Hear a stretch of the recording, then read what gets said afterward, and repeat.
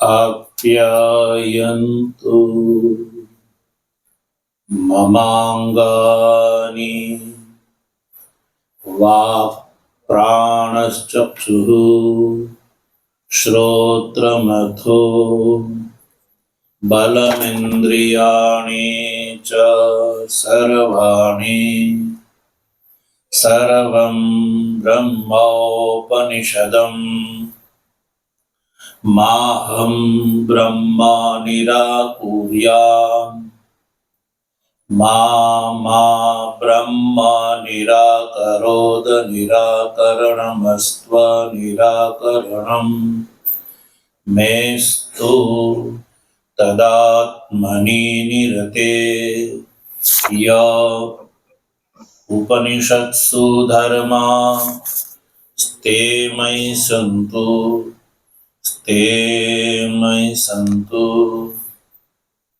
ओम शांति शांति शांति। शंकरं शंकराचार्यं केशवं बादरायणं सूत्रभाष्य कृतौ वन्दे भगवन्तौ पुनः पुनः। ईश्वरो गुरुरात्मेति मूर्तिभेदविभागिने व्योमवद्व्याप्तदेहाय दक्षिणामूर्तये नमः। ओम शांति शांति शांति। तत्व जिज्ञासु सज्जनों, भगवत कृपा से सामवेदीय तलवकार शाखीय छांदोग्य उपनिषद के सप्तमाध्याय का विचार हम लोग कल प्रारंभ कर चुके हैं। और जैसे कि इसका तात्पर्य आपको बताया कि अधम अधिकारी को ध्यान में रखते हुए यहाँ पर जो नामादि उपास्य बताए जा रहे हैं उसकी ब्रह्म रूप से उपासना, अब उसका फल कह करके क्रम से वो साक्षात ब्रह्म भाव को प्राप्त कर लेता है, ये बताने के लिए ये 7वां अध्याय है। अथवा शाखा चंद्र निदर्शन न्याय से जो मध्यम अधिकारी है उसके लिए ब्रह्म सिद्धि का स्वीकार हो, इसलिए मध्यम अधिकारी के लिए ये ध्यान के लिए नामादि का संकीर्तन है।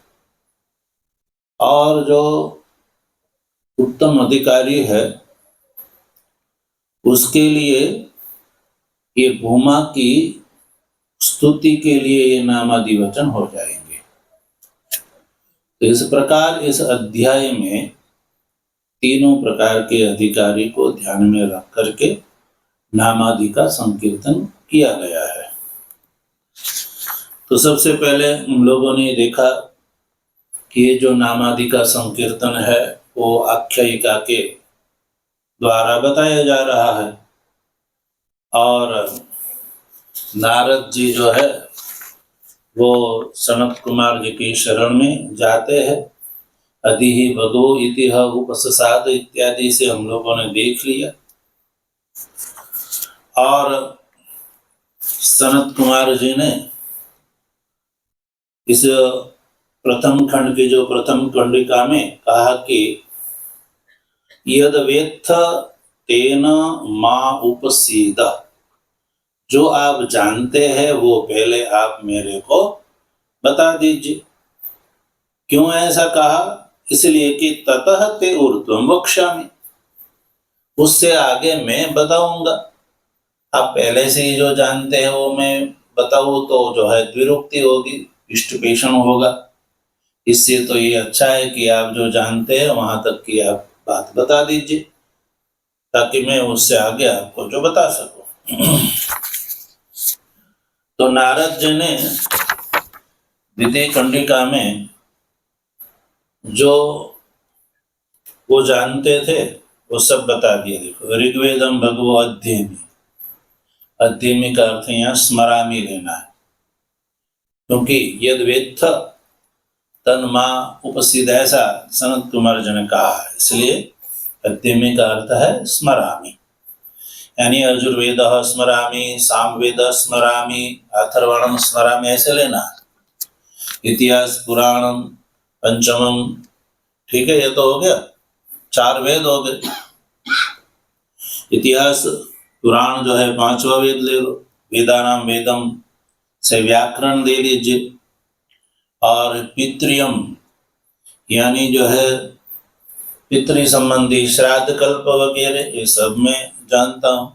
राशिम यानी जो गणित, उसको भी मैं जानता हूँ। देवम यानी उत्पाद ज्ञान, अब जो है कुछ समय के बाद बारिश आएगी या ज्यादा गर्मी होगी, बाढ़ आएगी, ये सब उत्पाद ज्ञान है, ये भी जानता हूँ। निधिम महाकालादि निधि शास्त्र, वाकोवाक्यम यानी तर्क शास्त्र भी, और उसके बाद एकायनम यानी नीति शास्त्र। उसके बाद कहा देव विद्याम, देव विद्याम का अर्थ है यहाँ निरुक्तम। निरुक्तम आप जानते हैं, वेद का एक अंग है। और ब्रह्म विद्या, ब्रह्म विद्या में यहाँ ब्रह्म शब्द का अर्थ है ऋग यजुर सामाख्य, जो विद्या है वो ब्रह्म विद्या से ग्राह्य है। यह ब्रह्म विद्या का अर्थ है शिक्षा कल्प छंद, ये भी ले सकते हैं। फिर कहा भूत विद्याम यानी भूत तंत्रम, क्षत्र विद्याम यानी धनुर्वेद, नक्षत्र विद्याम यानी ज्योतिष भी जानता हूं। सर्प देवजन विद्याम, यहाँ पे 2 अलग अलग कर दीजिए, सर्प विद्याम और देवजन विद्याम। तो सर्प विद्याम का अर्थ है गारुड़म विद्या, देवजन विद्या का अर्थ है गंध युक्ति नृत्य बाह्य शिल्पादि विज्ञान। ये गंध युक्ति से लेना, जैसे कुमकुम आदि का जो है संपादन करना, वो सीधा नहीं मिलता है, उसको संपादन करना पड़ता है, वो ले सकते हैं। एतत् भगवो अध्ययमी, ये सब के सब में अध्ययमी यानी स्मरामी, मेरे को सब जो है ये ज्ञात है। ये फिर कहा देखो तृतीय कंडिका में, तब तो फिर जो है नारद जी सर्वज्ञ हो गए। फिर तो आप सर्वज्ञ है, स्वतंत्र है, कृतकृत्य हो गए। फिर तो नारद जी कहते हैं नहीं नहीं नहीं, सोहम भगवः मंत्रविद एव अस्मि। नारद जी कहते हैं ये सब जो है मैं जानता हूं, लेकिन मैं ये क्या है, मंत्रविद एव अस्मि, मैं मंत्रविद ही हूं, ये सब जानते हुए भी। मंत्रविद का अर्थ है कर्मविद, ठीक है ना, कर्मविद यानी कर्म परायण ही हूं मैं, अथवा तो शब्दार्थ मात्र विज्ञानवान एव अहम अस्मि, ये इसका अर्थ है। न आत्मविद, मैं आत्मा को नहीं जानता हूं, क्योंकि ये तो सब जो है मंत्र ही है, नाम है, और नाम जो है वो नामी का ही अभिधान करता है, और जो आत्मा है वो अभिधान और अभिधेय व्यवहार से रहित है, इसलिए इससे आत्मा का बोध नहीं हुआ। श्रुतम ही एव में भगवद ऋषिभ्य, आप जैसे महापुरुषों से मैंने सुना है। क्या सुना है? तरति शोकम आत्मविद, ये सुना हुआ है। आत्मविद जो है वो शोक से पार हो जाता है, ये मैंने सुना है। आगम श्रुतम ये मेरे को आगम ज्ञान है। सुने हुए ज्ञान को क्या कहते हैं? आगम ज्ञान कहते हैं। ठीक है। और किससे सुना है? भगवद ऋषिभ्य, यानी युष्मत् सदृशभ्य, आप जैसे प्रमाणभूत महापुरुषों से मैंने सुना। ठीक है। सोहम भगवा शोचामि, और मैं जो है अनात्मविद होने से, हे भगवः शोचामि, मेरे को भी शोक हो रहा है, मैं शोक कर रहा हूं। अकृतार्थ बुद्धि होने से संतप्य, मेरे को भी संताप हो रहा। तम मां शोकस्य पारम भगवान तारयतो, तम यानी आप जो भगवान है, मां, मां का अर्थ है माम, यहाँ लेना। ठीक नहीं, मां मूल में मां है ना, मां का अर्थ है ना माम, यानी मेरे को। शोकस्य पारम भगवान, भगवान संबोधन है। शोकस्य पारम तारयतु, यानी शोक सागर से मेरे को आप पार कर दीजिए, यानी शोक सागर का आप मेरे ये अंत कर दीजिए। पार का अर्थ यहाँ अंत। कैसे पार पाया जाएगा? आत्मज्ञान उडुपे से। आत्मज्ञान उडुपे न कृतार्थ बुद्धि आपादयतु, ये अर्थ है। आत्मज्ञान रूपी नौका दीजिए जिससे कि मैं शोक सागर से पार हो जाऊं। ठीक है। अब नारद जी चुप हो गए। सनत कुमार जी कहते, क्या कहते देखो। तृतीय कंडिका जो है ना, इसमें देखिए, तम माम भगवान शोकस्य पारम तारयतु इति के बाद क्या बचा है? तम ह उवाच। अब ये जो है श्रुति कह रही है। तम का अर्थ है नारदम, नारद जी को सनत कुमार जी ने कहा। क्या कहा? यद वै किंच एतद अद्यगीष्ठा नाम एव एतद, ये सनत कुमार जी का वचन है। सनत कुमार जी ने कहा कि देखो नारद जी, ये जो भी आप किंच एतद अद्यगीष्ठा, आप जो अधीतवान है वो सब क्या है? नाम एव एतद, नाम एव। आपने जो अध्ययन कर रखा, अध्ययन से यहाँ तदर्थ ज्ञान लेना है। ठीक, अध्ययन से तदर्थ ज्ञान, आप यानी जो ज्ञातवान असी, आप जो जानते हैं वो सब क्या है? नाम है। नाम एतत् नाम एव। तो नाम का अर्थ है, छठे में आपको बता दिया था, मृतिका से बने हुए जो घट शराब आदि है, क्या वो मृतिका से अतिरिक्त है? क्या वो नहीं है ना? तो फिर आप कहेंगे कि पिंड में और घट में फर्क तो है ही है स्वामी जी। पिंड में पानी तो नहीं भरा जाएगा और घट में पानी भरा जाएगा, तो भेदाभेदवादी मानते कि कुछ तो फर्क है इसमें। तो पानी तो भर सकते हैं, पिंड में नहीं भर सकते, घड़े में भर सकते हैं, तो कुछ तो भेद है ना। तो कहा कि नहीं, वो जो भेद दिखाई पड़ रहा है वो केवल वाग आलंबन मात्र ही है, वस्तु सत्व नहीं है। वाग आलंबन का अर्थ है वाचारंभणम का अर्थ वाग आलंबन भाष्यकार ने किया, यानी केवल बोल सकते हैं, उसको मृतिका से अलग सिद्ध नहीं कर सकते हैं। तो जो वाग आलंबन मात्र होता है वो विकार मात्र रहता है, और विकार वो है जिसका व्यभिचार हो जाता है। अभी जो घट दिख रहा है, आप मुशल प्रहार करेंगे तो घट का क्या हाल हो जाएगा? फूट जाएगा। और उसके बाद कोई व्यक्ति आएगा तो उसको देखेगा तो क्या उसको घट देखेगा? क्या उसको फिर शक्ल दिखेंगे? उसको कहेंगे ये शक्ल यहाँ क्यों रखे हुए हैं, फेंक दो, ऐसे बोलेंगे वो। तो अब शक्ल के रूप में वो दिख रहा है, तो घट नाम वो जो कंबु ग्रीवादी मान पृथ्वी धुनोदराकार जो था वो रह गया क्या? अर्थ रहा वो? नहीं रहा।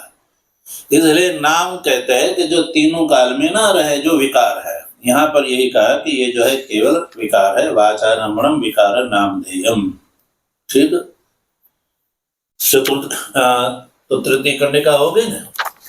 अब देखो सनत कुमार जी क्या कहते हैं, नाम व ऋग्वेद। ये ऋग्वेद भी क्या है? कहते हैं नाम ही है। यजुर्वेद नाम, सबके साथ नाम आप लगा दीजिए, नाम है वेद।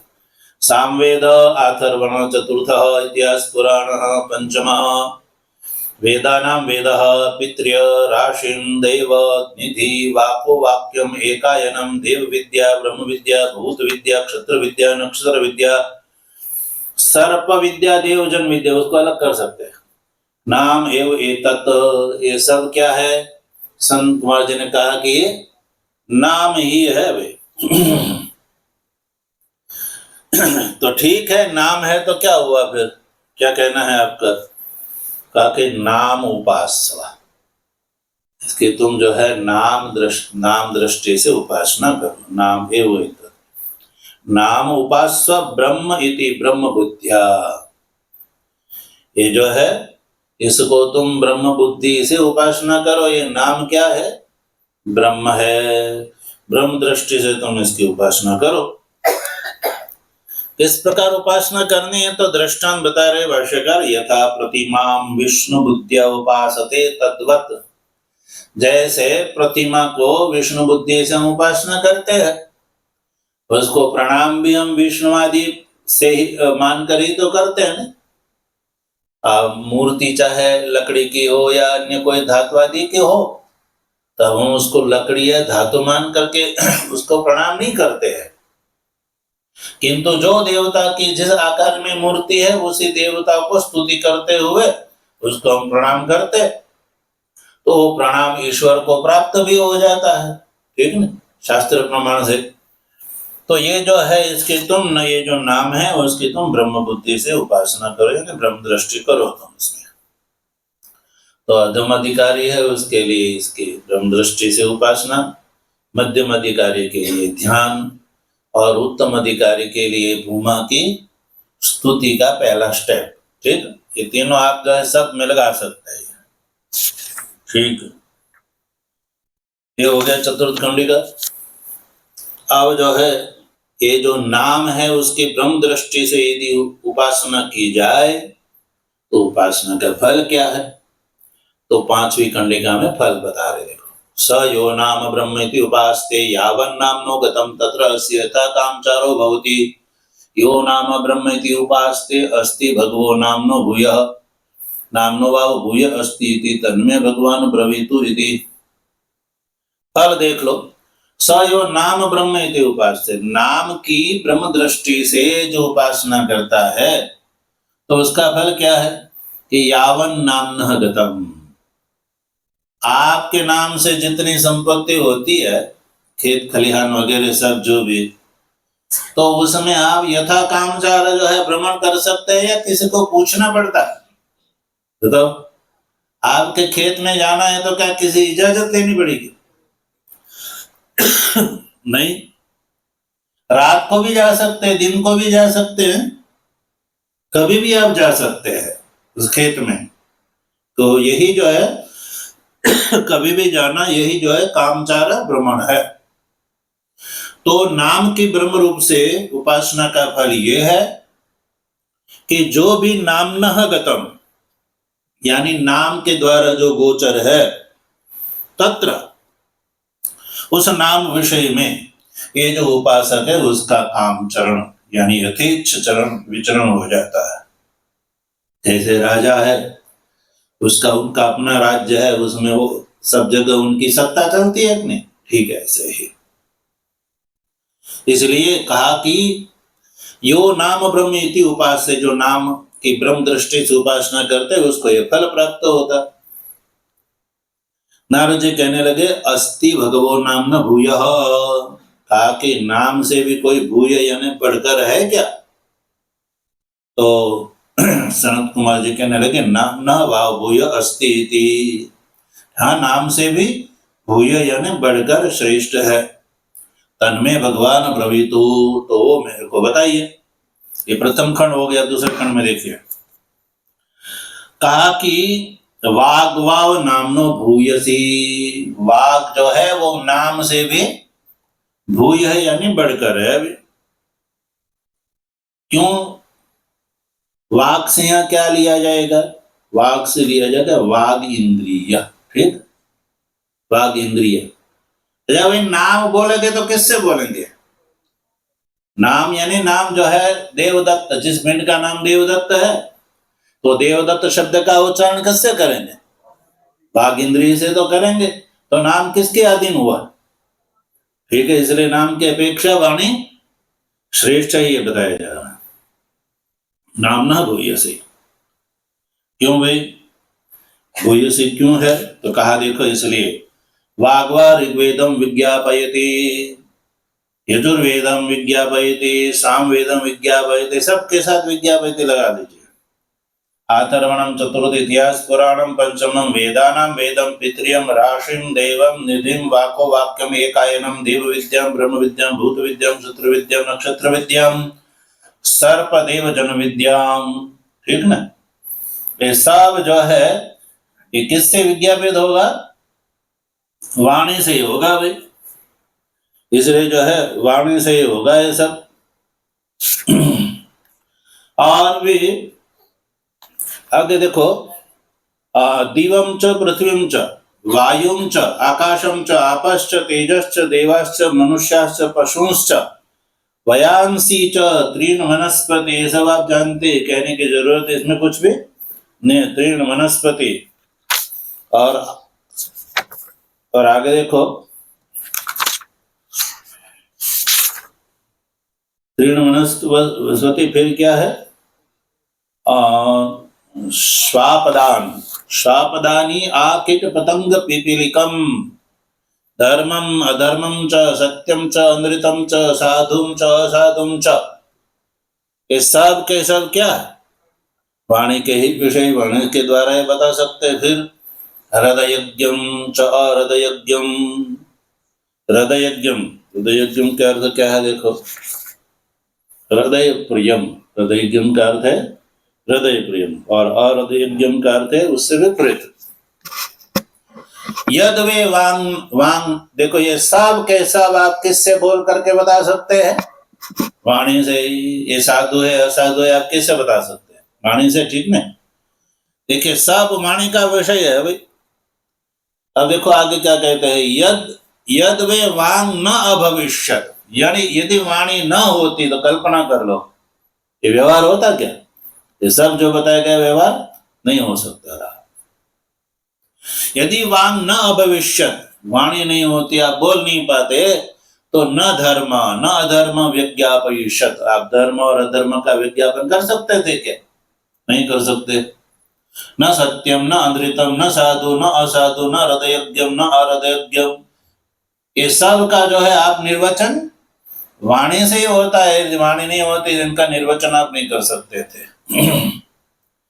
इसलिए निश्चित हो गया वाग एव एतत् सर्वं विज्ञापयति, इन सब का विज्ञापन किससे होगा? वाणी से ही होगा भाई। इसलिए नारद जी नाम की अपेक्षा वाणी श्रेष्ठ है, इसलिए कहा कि वाचम उपास्व।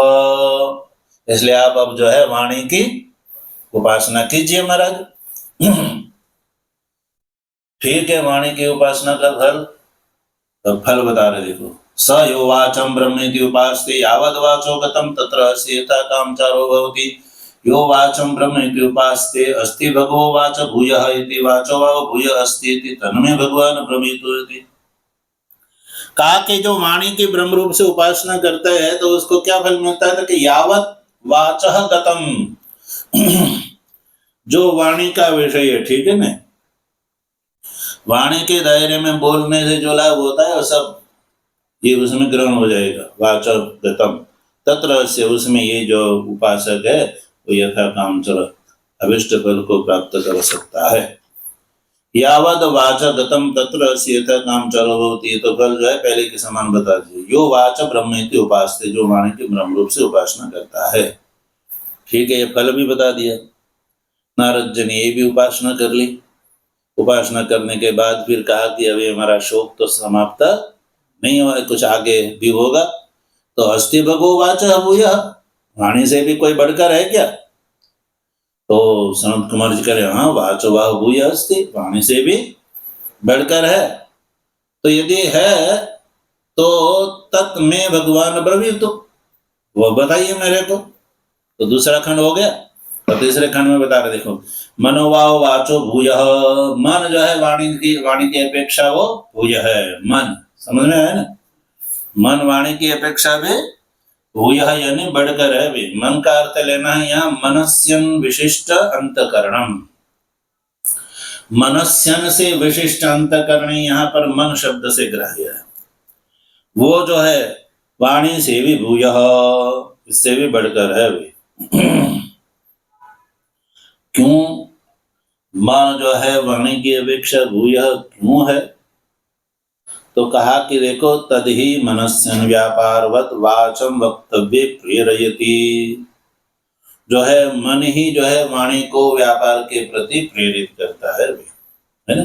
बोलने के लिए प्रेरित कौन करता है? मन ही तो करता है ना। पहले आप मन से जो है बोल लेते हैं कि इसको ये बोलना है, बाद में जो है वाणी से व्यक्त करते हैं। और बिना मन बोलेंगे तो आपका कहा जो अंट वंट संट कहा माना जाएगा? है कि नहीं? ये तो ऐसे बोलता ही रहता है, फिर इसका वाणी में कोई फिर प्रामाण्य नहीं रहता है। इसलिए कहा मनस्यन व्यापारवत वाचम वक्तव्य प्रेरयति। इसलिए जो वाणी है उसका मन में अंतर्भाव हो जाता है। अपने संवर्ग विद्या में सुना कि नहीं भाई? याद है क्या संवर्ग विद्या? ठीक है। ये जो है वाणी, वाक क्या है? संवर्ग है, ठीक नहीं? उसमें सबका अंतर्भाव होता है, पाप और प्राण, ठीक। हाँ, और उधर क्या है दूसरा? अधिदेव में क्या है? अधिदेव में वायु है, ठीक। तो देखिए, प्राण में जो है वायु, वायु के मन, मन में वाक, इस प्रकार से क्रम है संवर्ग में, ठीक है। तो अब देखिए, इसमें भी जो है वाणी में भी अंतर्भाव होता है। किसका अंतर्भाव होता है? यथा वे द्वेवा आमल के फले द्वेवा कोले द्वेवा अक्षौ मुष्टि अनुभवती।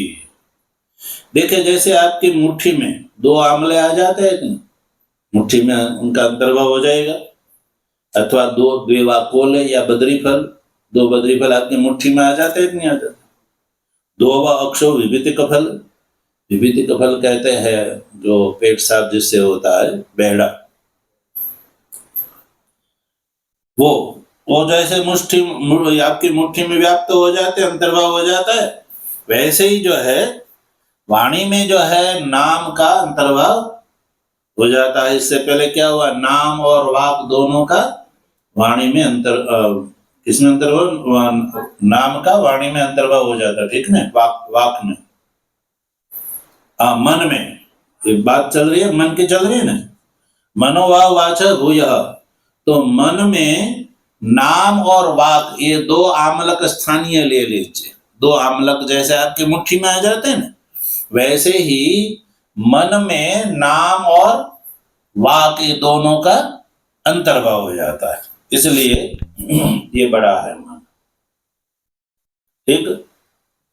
और उसका प्रवृत्ति स यदा मनसा मनस्यति मंत्रान अधीय इति अथ अधीते कर्माणि कुर्वीय। देखो, ये भी प्रवृत्ति निमित्तत्व बता रहे हैं कि जब जो है मन से पहला जो है मनस्यति, मन से पहला विचार करेगा, फिर मंत्र का पाठ करेगा, उससे फिर कर्म करेगा, और